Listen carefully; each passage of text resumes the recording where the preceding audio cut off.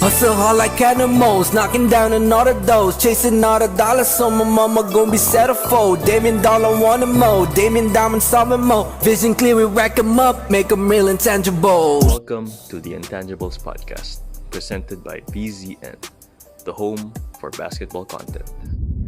Hello! Good morning, good afternoon, good evening, whatever time you're watching this. Welcome back to the Intangibles Podcast. I'm Matt. I'm Pio. And I'm Laij. Yeah, show them your him, bro. Show them your Show him. them him. Okay, so tapos na yung off-season. Tagalogin mo nga yun. Ay, sorry. Sige. Tagalogin mo nga, Pio. Tagalogin yung Ipakita mo kung sino ka. Yun. Ayos Ipakita mo kung sino ka. Ayan, okay. Wait, tama. May ibang dating eh. Anyway, tapos na yung off-season.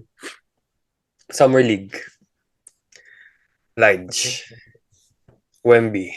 First game and second game. And the only games that he's gonna play in the Summer League. First game, alam natin, underwhelming. Growing pains. I'm not disappointed. Growing pains. Underwhelming. Pero napansin ko lang, guys.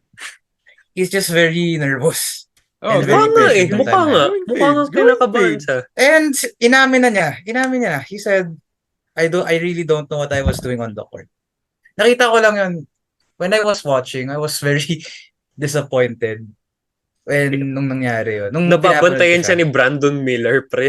Paano nangyari yun? Pero disappointed, pero I wasn't worried at all. Yeah. Kasi at the end of the day, first game mo yun eh. Summer The League fact na pa. sobrang Summer hype League siya, lang diba? yun. Pressure and I nervousness personally, gets to the best of us, di ba? So, I wasn't really worried. We're talking about the first game muna. yeah. Pero, Yun nga. 5 blocks. Sabihin mong underwhelming on the offensive end, pero 5 blocks is still impressive. 5 blocks. 5 blocks is Yeah. still impressive. 5 blocks. Although Chet had more. Pero, sige. Relax, bro. Sige Diba? lang. Sige. On First Laj's game point, muna. I wanna add that I would be more worried if Wembanyama wasn't nervous. Like, the pressure in this kid is crazy. Too much confidence. Yeah, Oh. I'd be more scared if he had too much confidence. The pressure in this kid's crazy. Ano yun? Yep. Ano yun? Yung, di ba, debate siya all around the world. The best prospect since LeBron versus the best prospect ever. Either or, that's crazy for a 19-year-old kid. We're older than him. Wow. Ay, grabe. Wow. Pero yung number 1 pick. Oh, Putik. Ilang taon ka na, P? 21. At saka ano height mo? 21. Ano daw height mo, pre? 21, 5'10".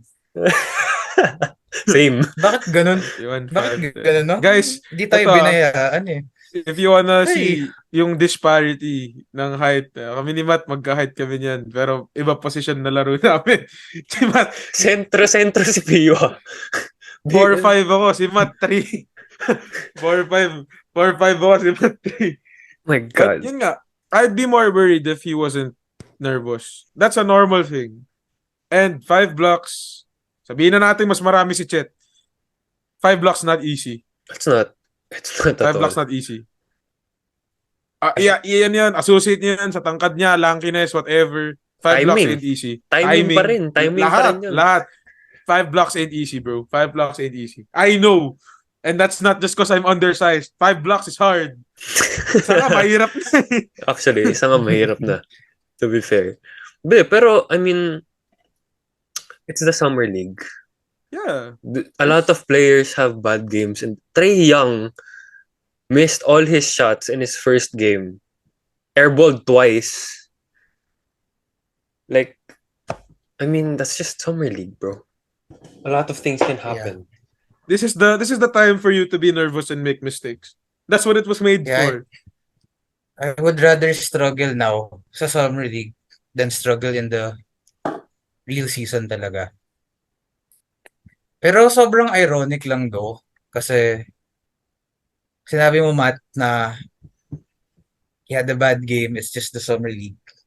Totoo lang kasi if Wembanyama had a good game, they're also gonna say it's just the Summer League. Second Actually, game, that's true. 27, Actually, 12. ako probably the media will say that. Pero ako kasi, ang nasa isip ko, I expected him to have a good game. So like, if he Yeah, had a so- good game instead of having a bad game, I wouldn't say na it's Summer League. I would say na I expected him to have a good game.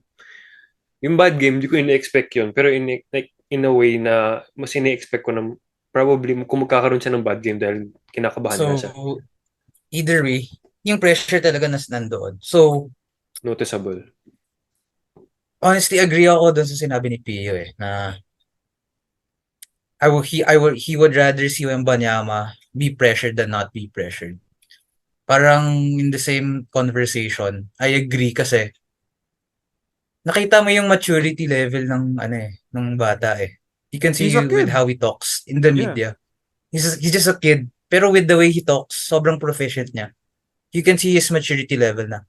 I'd rather see that first than his skills. Kasi eventually, for me talaga, if matured ka, if you have have a mature personality, eventually your skill will translate eh. And, Pero, yun nga, this dude's generation, this dude is 7'4" with guard skills. Ito. Pero to add to that, matured din siya. So Yeah. eventually he's gonna adjust. So I'm not really worried at all. Second game, what happened? 27 points, 12 rebounds. Much Nakita niyo ba better. yung Ay, sorry, go lang. Yeah, okay na ako. Hindi. Parang, sorry, nakat off ko si Laij. Pero, yung level will come. Nakita niyo ba yung picture niya? Nag-dinner siya. Nakita niyo ba yung mga kasama niya? David Robinson, Tim Duncan, Manu Ginobili. he will learn. He will learn for sure. Like, He will. those guys know what it means to have pressure And to win, bro. and to win. Like, yun nga, he Not played to one. mention Popovich. And May Pop ka pa. resigned. Pop resigned. We Pop forgot resigned. the biggest The biggest free agent signing Walang of the Spurs. Walang signing ginagawa yung Spurs visit. Pero sige, bahala na sign nila si Popovich. Parang parang Tom Baldwin yan eh. Basta si Coach Pop nandun, may chance ka. Yeah. Yeah. You can't spell win without Okay. Actually, I want to Medyo add mahirap to yan, Teo. add Mahirap rin. yan. Mamaya. Oh. Pero I just wanna add rin as to why Wemby struggled.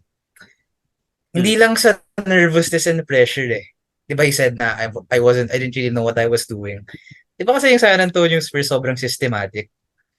Doon naman talaga malalaman kung gaano kahirap maglaro sa sistema na yun. It's not just he's nervous and pressured. It's also nagugulhan pa siya, nag-a-adjust pa talaga siya sa style of play ng NBA. Yep, And, for sure. ayun, masyadong mahaba pa yung off-season. He has plenty more to learn. Yeah. Especially if sa A lot official more time. lineup na. A lot more And- time.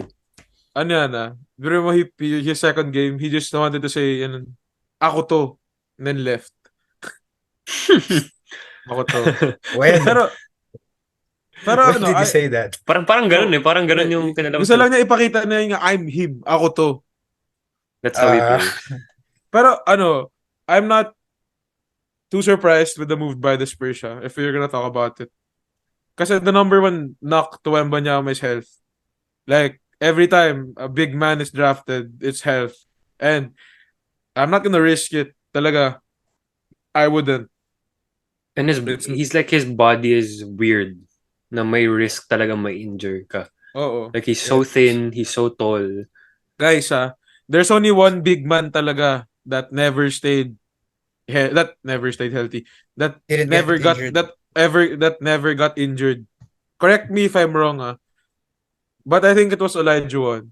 Every other great big man had an injury. Like a serious one, hindi yung sprain. Like Tim Duncan, na-injure ba na seryoso yun? he was a 4. Fair. Still, he's a big. Oh, but I think he had a knee thing, right? He had a knee problem. He had a knee think. problem. Ata, David Robinson also. Shaq had a lot, especially like mid-2000s era. Embiid has nothing but injuries. And all those guys. Kareem also had injuries. Dami. So I wouldn't risk Chet. I think they learned from Chet.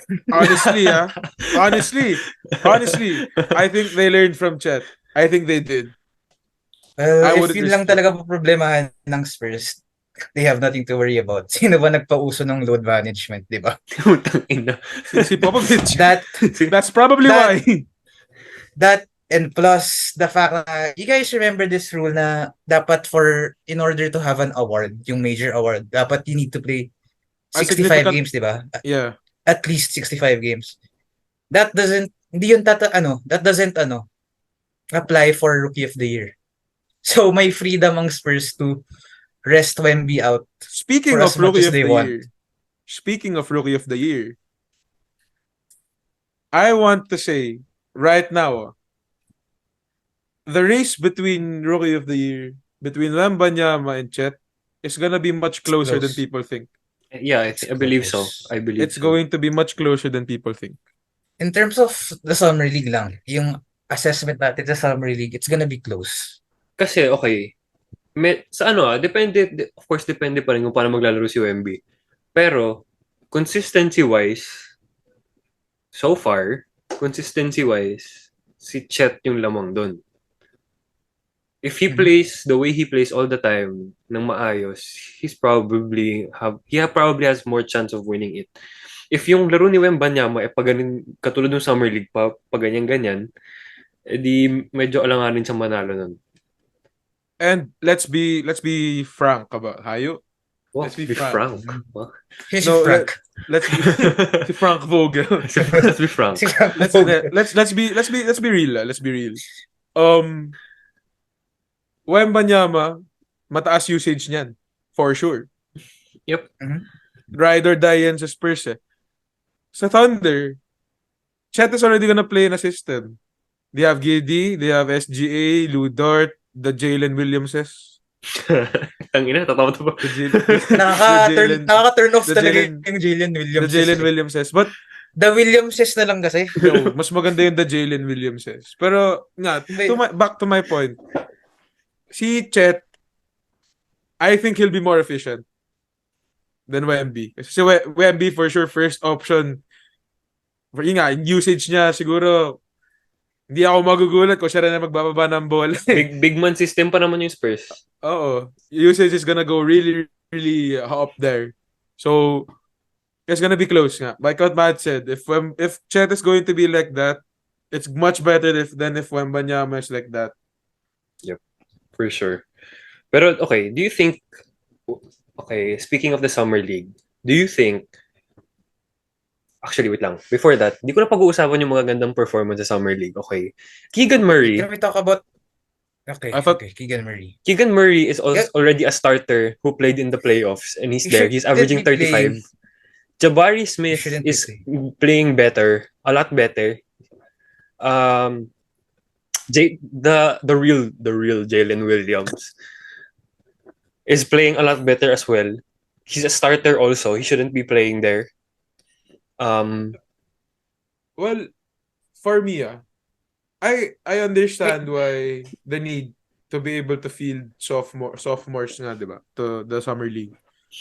It would be up to the team's discretion na lang if they'd play like actual rotation pieces na sophomores. I mean, okay, to be fair, If you need to develop them, okay lang. 3/4 Pero ng yun lineup ng Thunder, yung lineup na nila eh. So, yeah, so if Oo, sa totoo lang. Sa totoo lang. lang.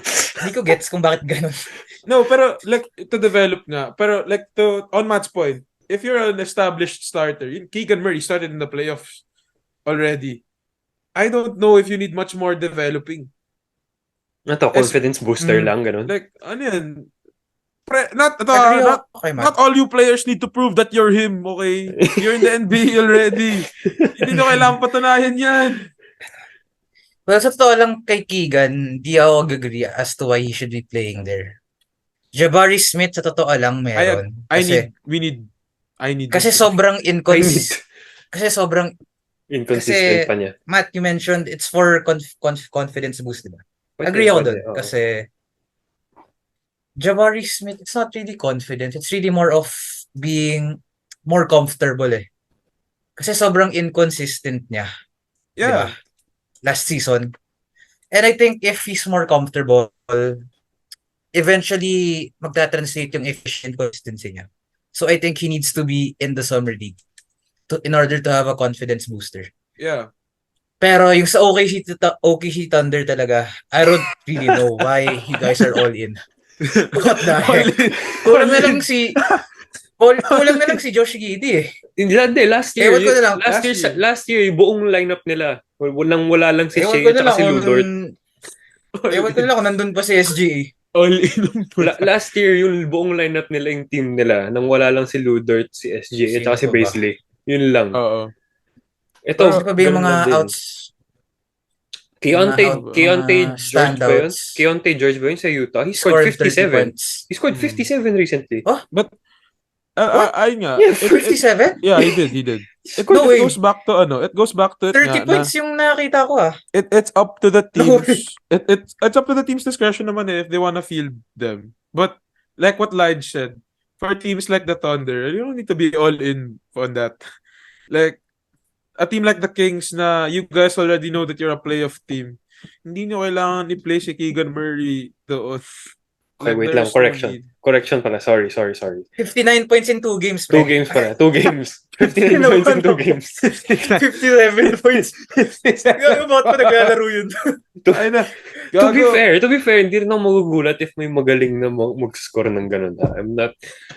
Hindi rin ako to be fair. I wanna talk about Keontae George. I think he's gonna be the Cam Thomas of this.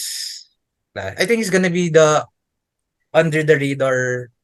What they Under call the radar this. rookie. He's gonna be the Dark He's gonna horse. be the dark horse candidate for Rookie of the Year. Lalo na if may minutes siya. Kasi he's a scorer talaga eh. Parang Cam Thomas. Difference lang is, in terms of sa assessment sa Summer League, he can also play make. He can facilitate. He has had 17 assists in the course of 2 games. So, medyo promising. Yep. If you're scoring 59 points, tapos you're also at booking 17 assists, that's something to be optimistic about. Do you guys think Scoot Henderson has a chance? Oh my God, Yes. Pio. Bitawan mo yan, pare. Joke lang. Bitawan mo. Ba't ganyan? Pang beginners yan, ba't may handle yan? So, Tanga ang buto. bakit? Pang beginners yan eh, bakit may handle yan? Madali. Tapon mo yan. Fuck you ka. Anyway, Daya. Scoot winning Scoot Rookie of lang the yan Year. This Rookie of could, the Year. yeah, this could have a chance. He's there. Like, Dark Horse, tama naman si Laij. But I think since top 3 naman yung Scoot would still probably be the third option. But it would greatly depend if the Blazers trade Lillard. Kasi let's be They real. will. If they don't, then his shots are not gonna go to Cam Thomas tuloy. To Scoot Henderson. Ay, joke lang. Scoot Henderson. Plus, compared na kagad to Chet and Wemby, dehado na si Scoot my opinion. Dehado na siya eh. So, yeah. Okay, before we Dehado get... meaning, Ano yan? dehado meaning what? Dehado, like, for Rookie of the Year, like, he would really need to be like record-breaking, in my opinion, for him to be able to win over the votes. Okay. Akala ko For dehado Rookie of the meaning, Year. kasi, di ba he got injured sa Summer Hindi. League? Dehado I meaning, thought that's what you like, meant. winning the award. Medyo, may masyadong Yeah, alanganin.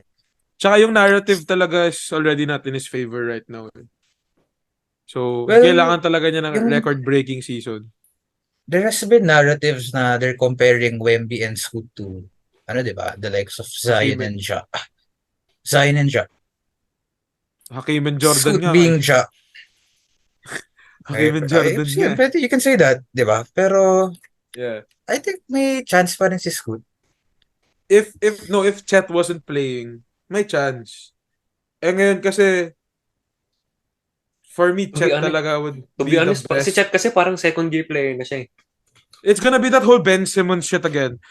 But, no, for real, it's gonna be the whole Ben Simmons shit na why is he Rookie of the Year, blah, blah, blah, and shit. Walang problema dun, honestly. Kasi, I mean, First technically, year. they haven't played in NBA. Walang problema dun eh, sa totoo lang. Pero, yun nga, like, if I'm looking at Scoot, and you have these 2 tall-ass threes already, who are, like, they're not just playing in the NBA because they're tall, they're like, really, really good already. He would really need to do something for him to to be that guy, to be that rookie of the year. That's fair. Okay. But before we get to the last Speaking topic, sige. Sige. Ah, Wait, I was gonna mention Brandon Miller. Are yeah, you gonna mention Brandon Miller? exactly. Before we get to the last guy, we're gonna talk Brandon about Miller. Brandon Miller. Bro, his jump Sev- shot is like 7.5 fouls a What game. the? What is ano that? siya, ano siya. Hindi niya kakayanin. Medyo, He- could we say pressured and nervousness ba yun? I think it's more it's than not. It's more than that. You It's can't be more than hacking. that. It's a foul, bro. You can't it's be a foul, hacking bro. that much. He's a 3 year supposed to be guarding people like LeBron. How are you gonna do that? Oo. that. Mm-hmm. If you're Like, guarding especially- if you're guarding no offense, summer league players, and you're already getting that many Yeah, fouls. Valid. Like, if you guys are gonna look at the collection of talent at the three, they all play the same way. They're gonna drive, they're gonna shoot mid-range jumpers, they can sometimes pull up from three. You can't risk fouling them. Like, off the top of my head, best small forwards in the league right now. So you have LeBron, Tatum, Durant, Okay, yeah. Kawhi, Kawhi. Paul George, you have Wiggins, you have MPJ, kahit Michael Porter Jr., Jimmy Butler is listed as a three. They're all, like, each team has a really, really good three. Young, old, Mga Max all-star, Strus, ganun. champion, or Mga whatever. Max Strus. Like, each team, if you can count on one team thing in the NBA, your starting lineup is always gonna have a solid three, no matter have who to. it is. You have to, kind I of. No was, matter who it is. Di ko talaga gets, man. I was never high on Brandon Miller. Phenomenal siya on college, Pero may bias ako when it comes to older prospects. I think He's 2 years young. he's good In at terms every of- aspect na wala siyang specific na kailangan niyang galingan. So ngayon, bumababa lahat pagdating niya ng next level. He's master, jack of all trades, Jack of master all trades, none. master of none. And lumalabas yung Hindi ko pagka-master talaga of none niya. gets. Why would you Like- pick for fit if you're picking as high as number 2? I'm so sorry, Charlotte fans, pero hindi ko talaga gets I don't know. It's obvious na I would rather pick Scoot over him. Kaya kahit don't know. sabihin mo if it doesn't work out, edi just along the way, doon na lang kayo mag-decide kung sino i-trade nyo, Lamelo or Scoot. Pero wala, they They want to chose do fit. fit all the way. And I wanna go back to the point that Matt said, yung master of none, jack of all trades. If you wanna survive at the three as a three in the league, you need to be good at three things. Either to all together, like LeBron, Durant, Tatum, or you have to be good at one of them. Shoot the three, drive, defend. Yeah. That's it. And Brandon Miller can't seem to do one, let alone all. Ayun. Pero thankfully, ayun nga, like as we said sa situation of MB, it's also still summer league. Malay mo nga naman. So Yeah. So, Siyempre, hopefully. these are, hopefully. if you're gonna come at us, again, I don't know who watches us. If you're gonna come at us, again, it's the summer league. They have Baka time. kasi sinasabi nyo it's only Hater kami masyado. it's only for the summer league, excuse. It only applies for Wemby, no? It applies for everyone. It's for everyone. Every Pero for rookie- Brandon, Yeah. pero for Brandon Miller lang kasi, he had a lot of chances this summer league. He hasn't showed yet the promise. He has not He's shown I'm showing him. the same issue. Fouls. Yeah, he has not shown I'm him. Pero Jack of all hopefully, trades, master of none but fouls. but fouls. But for also put. Pero hopefully he translates. Yun lang. I hope he does. I have high hopes for Brandon. Brandon Miller. Oh, guys, ready na ba kayo? I've Ay, been oo nga waiting pala, to talk hanap ko na about kung sino this. I've been waiting to talk Ready na about ba kayo? Kai Soto, Orlando Magic, not Me being first. played. Me first. Birthday ko today. Sige. Sige. Oh, Pio, sige. Birthday Ano? boy. Go. Go. I wanna keep this to all Filipino fans. Alam kong lahat kayo galit na si Kai Soto hindi naglalaro sa Orlando Magic. But let's look at the facts, okay? No, I won't say that, but Laij is right. Like, alam kong everyone is itching to have the first Filipino, homegrown Filipino play in the NBA. Everyone here, I think I speak for everyone in this team, even the ones who aren't here, that they're all itching to watch it. But you have to understand, the summer league, they're usually the players who are usually played are draftees. So talent that was drafted within 1 to 2 years. So this year, last year's draft. G League, yun nga, G League players. Saka mo ilalagay yung mga na-sign for the May summer mga league. veterans pa, may mga veterans pa. Oh, Mga veterans na nilalaro, binibring in nila. yeah. Tapos yun, saka yung mga na-sign in for G League. Yes, I know, everyone cannot wait to watch Kai play kahit 1 minute in an NBA game. Makaapak lang siya sa court. Siguro maghihiyawan na yung buong sambayan ng Pilipinas. Pero guys, please be reasonable. Like, Kai is 1 in a million here. And I don't want to disrespect anyone or him. But when you get 1 to in the a billion States, pa nga. if you get to the States, much more the NBA, even if it's the summer league, there are players who are really better, who are as good. Mas maraming ang mas magaling sa kanya. Let me just say, his height, look at Chet Holmgren. Look at Wemby. Those people, nakuha niyo ba yun? Yeah. His height, pinagpamalaki natin kasi matangkad siya. So, syempre, mataas yung chance as a Filipino. Mataas ka mo yung chance. His height, compared to the heights of Chet, Wemby, Bol even, those guys, you can see the disparity already. Like, you can see the difference between the talents already. I'm not hating on Kai. He's young also. We went to school with him. We can't hate on him. I'm not really hating on It's your him. batchmate. Your batchmate. Pero Kai is good. But some fans really expect na he's gonna be the way we look at him is the way he's gonna be looked at in the NBA. Like, Oo. that's not gonna happen. I don't think. And, yeah, sige. Sige, go ahead. Laij. Medyo sasabihin ko, medyo kind of like personal to. Pero now I understand as to why. Hello? Okay. Oh. Okay. Naggalagwa ako.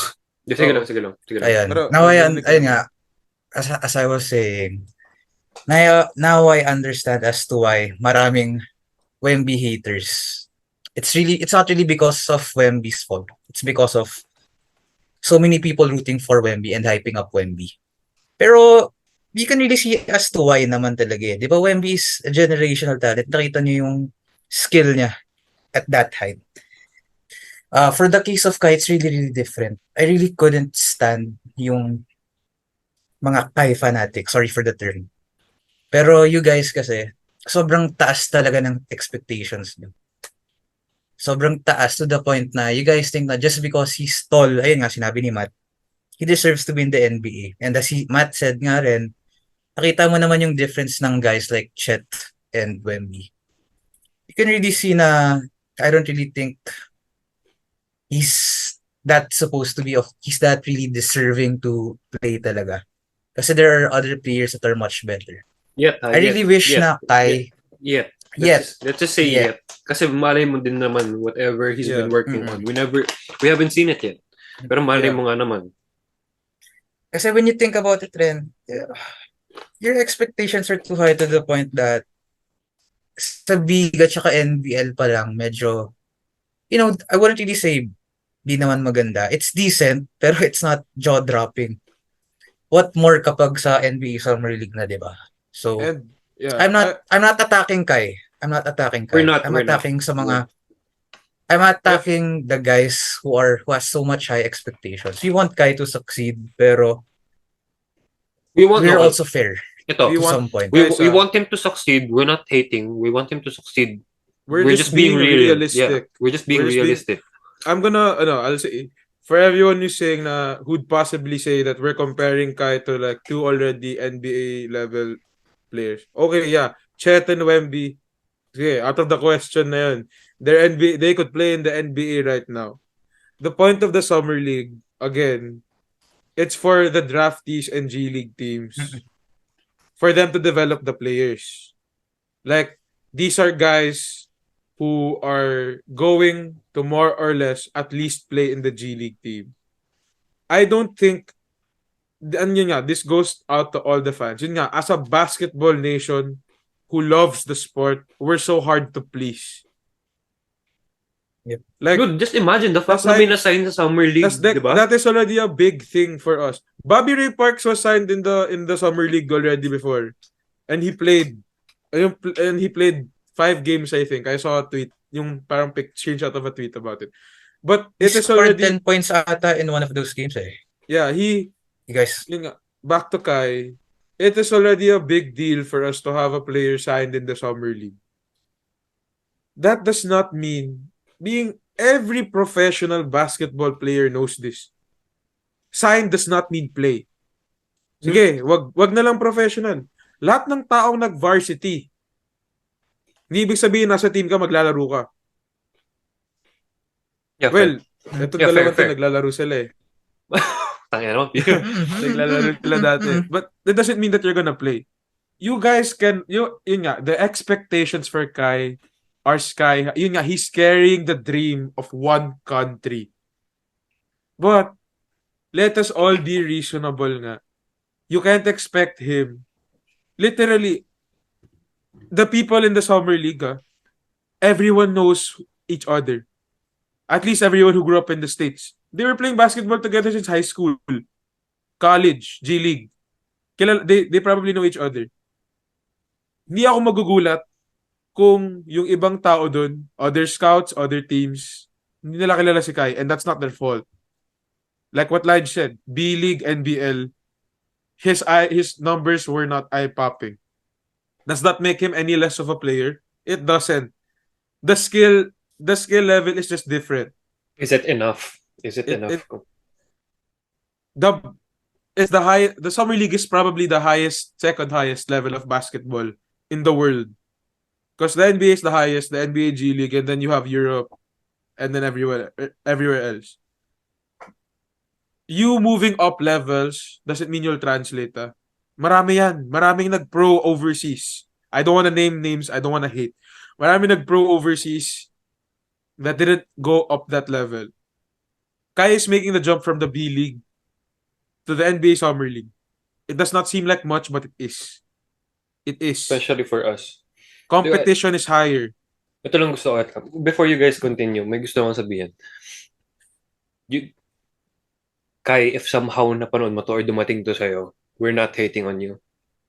Gusto, like, personally, player to player, gusto namin makita kang mag-succeed. Gusto namin makita kang magkaroon ka ng opportunity. Like, to prove who you really are as a player. And whatever we're saying here isn't, to offend you or to offend whatever. It's for everyone else. This is for everyone else. Kasi, given that fact, we talked about Wembanyama having the pressure of being the number 1 pick. Kai has the pressure of a whole country. And then some. And then some more. Kai himself, we don't know how he's handling it. Baka maganda yun para sa kanya or hindi. Pero he's handling so much pressure as well. As a person and as a player. Making all these moves at such a young age. Having all these expectations. And I'm sure gusto rin niya mabigyan siya ng opportunity. If player ka, syempre, pag nasign ka ng team, gusto mo, maglaro ka, di ba? But then again, to all the fans, guys, come on. Let's be realistic here. Okay? It's not that Kai is a bad player. He's a good player. He's a decent player. For their standards. for our standards. No, for- Dito sa Pilipinas. No, for us, he's Sa unreal. Pilipinas. For us, he's unreal. for our standards, magaling. For the Philippines. For the Philippines, magaling siya. Pero when it Unreal. comes to the NBA standard, When, Like when it levels. comes, There's It's not. levels to this. there's levels. And that's no disrespect to Kai. I still don't know how he plays now. He's probably at that level. We don't know. Pero hindi siya nabibigyan ng opportunity eh. But we can't expect NBA teams to just give people minutes just like that. There has to be something that needs to be done. Hindi naman lahat ng NBA players nakakuha ng parang dito nakakuha ng fair opportunity agad, 'di ba? Yung iba nasa-sign na lang Yeah. bigla. And So guys, you can't tell the Orlando Magic Facebook page na ano ba yan, ang bobobo niya, gamitin niyo nga si Kyle. Like, come on. guys, alam ko lahat tayo sa Pilipinas, actually even around the world, everyone who's a basketball fan, lahat tayo nagiging coach, manager, GM in any time of the season. These guys are legit. These are They're legit guys. like, you cannot associate. There is a reason why he's not being played. What that reason is, no one will ever know except them.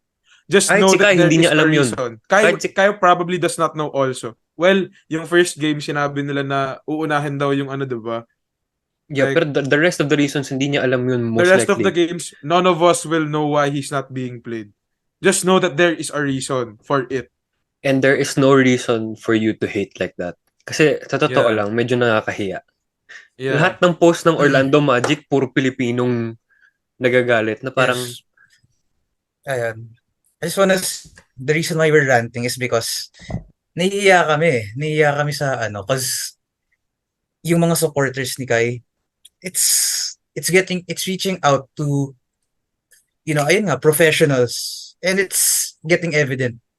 May nagrarant rin sa mga Filipino fans. Ay, parang let's say, a foreign podcast, a foreign vlogger, or a foreign coach. Parang, bakit ba ganito mga Pilipino? Why are they so hyped up about this kid? Parang nahihiya kasi medyo, alam mo yun, second-hand embarrassment because we know na sobrang grabe yung hype and sobrang grabe yung support natin kay Kai to the point na it has become very unrealistic and so annoying na.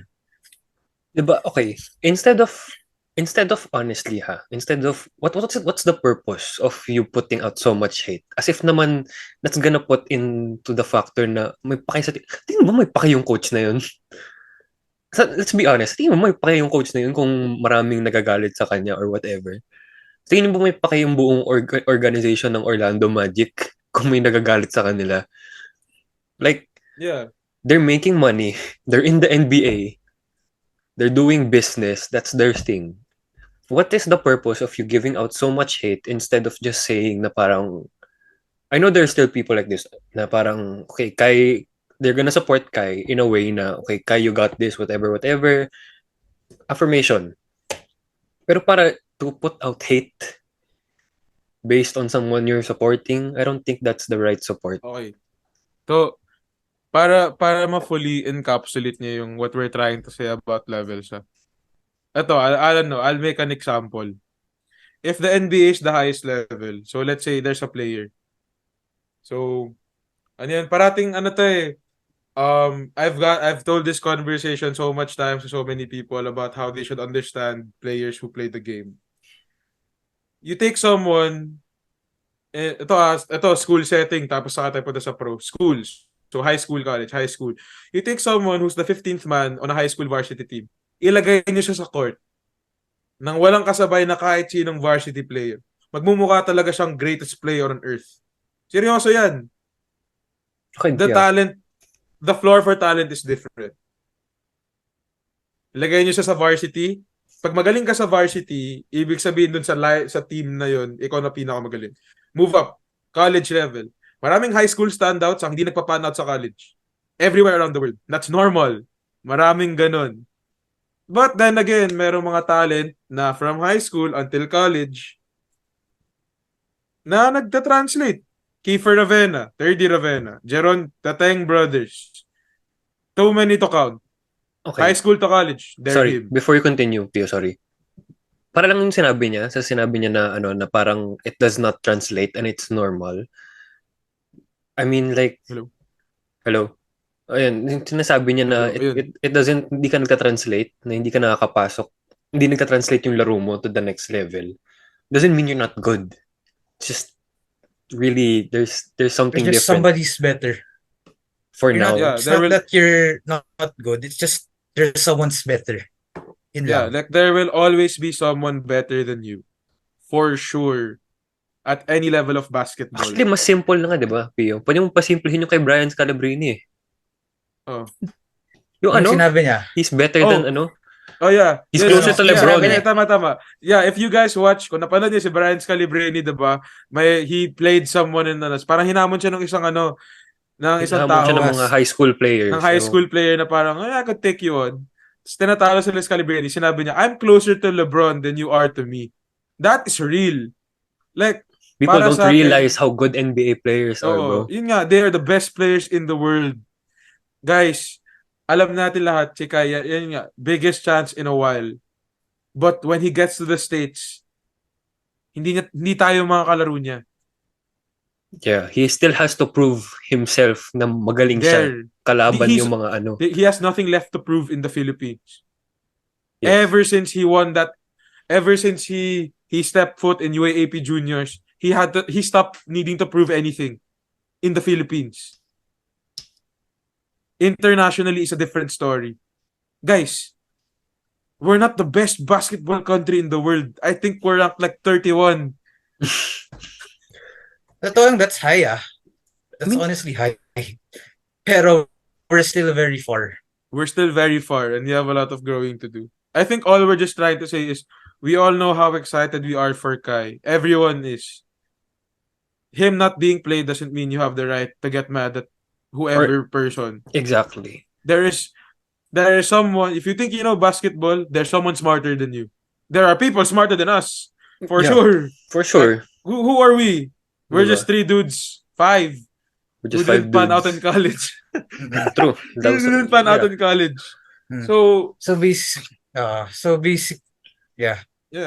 So basically, when it comes to Kai sa Summer League, we just want to say na if ever di siya maglaro, just don't be mad. Parang may reason yun as to why. Pero, yeah. I'm honest, totoo lang Ito. So, some good news for Kai fanatics to look forward to. I'm not sure if official to, pero parang I have seen na siguro in the next games baka makakalaro na siya. Because, ayun nga, yung sabi ni Pio kanina, it's true.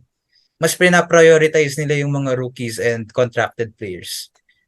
And we can see na marami ng teams na nag-shutdown ng mga rookies.